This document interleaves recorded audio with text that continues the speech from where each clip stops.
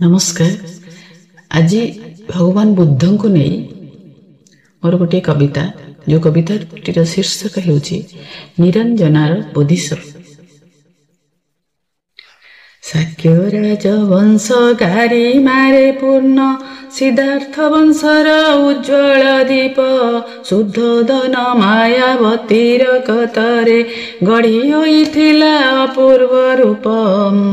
शैशव गाथार अनिसन्धिश्चुता तैयारी करिला जीवन मार्ग चिंता चेतनार पवित्र कांथरे गढ़ी देई गला निर्वाण दुर्ग। कपिल वस्तुर शांतिर परसे मन चेतनार हुए उद्रेक लुम्बिनी उद्यान आभावी मंडित जुग जयी परा सत्य प्रेमिक। माता पितांकर पवित्र जठरे मुख्य मंत्र स्वर कर्ण गोचर भोग विलासर अशेष प्राचुर्य भांगी पारि नाही मन माधुर्य। लुम्बिनी उद्यान कांति मनोरम मनोरम सहित मुक्तिर डाक वासना रहित प्रशांति मंडित ज्ञान पिपासार श्वेत नायक। मातांक वियोग गौतमींक संग सिद्धार्थ नामरे गौतम जोग शैशव लालन कला सुमोहन दिव्यतार शुभे अपूर्व राग। चेतना मंदिरे मनमय बुद्धिरे चारिदृश्य मने स्थान पाइला विश्लेषण पात्रे वितस्पृह तार पवित्र मंत्रर ध्वनि शुभिला। पत्नी पुत्र संगे मुग्ध माधुर्यता करि पारि नाही वशीकरण जीवन को देला नूतन संदेश सांसारिक छंद हेला हरण।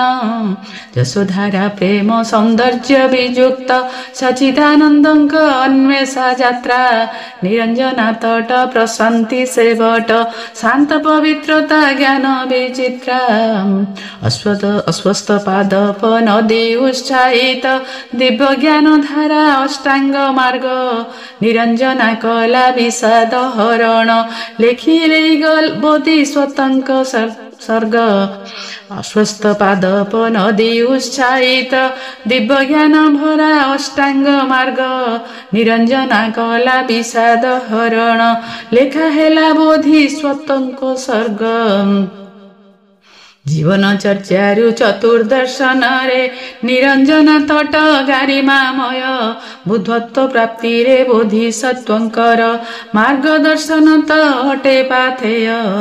नश्वर शरीर बास्वर सत्य को बौद्ध धर्म ग्रंथ कला प्रचार निरंजना तट बोधिसत्व सिए जीवन जाचना कले प्रसार।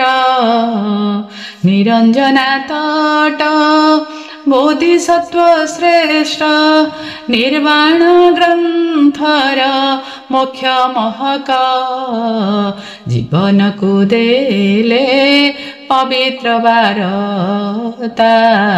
निरंजना तट हेला प्रेरक निरंजना तट बोधिसत्व श्रेष्ठ निर्वाण ग्रंथर मोक्ष नायक जीवन को देले पवित्र वारता।